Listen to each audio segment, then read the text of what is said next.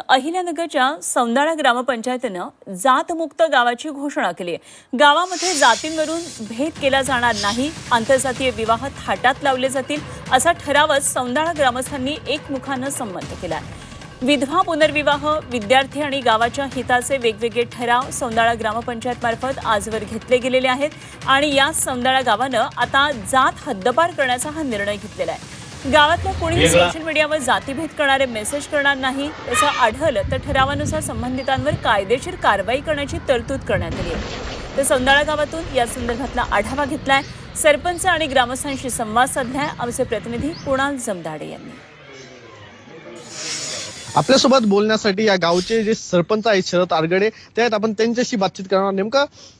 नेमका ठराव घेण्यात आलेला आहे ग्रामपंचायतीकडनं आणि काय तो ठराव मंजूर करण्यात आलेला आहे? जातमुक्त गाव घोषित आम्ही ग्रामसभेद्वारे केलेला आहे। खऱ्या अर्थाने याचा उद्देश असा आहे की आपण बघतो शालेय जीवनामध्ये आपण भारत माझा देश आहे आणि सारे भारतीय माझे बांधव आहेत, प्रत्येकाने ही शपथ प्रतिज्ञा केलेली आहे, परंतु आचरणामध्ये मात्र तसं येत नाही। यापुढे आमच्या गावातील कुणीही जाती भेद करणार नाही। समता, स्वातंत्र्यता, बंधुता हे जे संविधानातील शब्द आहेत त्याचा 100% आचरणामध्ये उपयोग होईल अशा पद्धतीने वागणूक दिली जाणार आहे।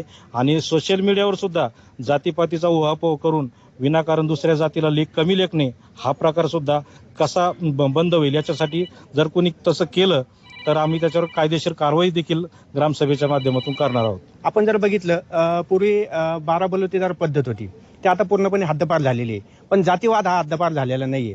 आजकालच्या जे काही राजकारणी आहेत, सत्ताधारी आहेत, यांनी ती पूर्णपणे ते जात एक कवटाळलेली आहे आणि तोच अजेंडा त्यांनी गाव असेल शहर असेल यांना दिलेला आहे। काय धर्म धोक्यात आहे, जात धोक्यात आहे, पण धर्म जात धोक्यात नाही, तर खरी धोक्यात आलेली आहे ती रोजगारी, आपली शेती।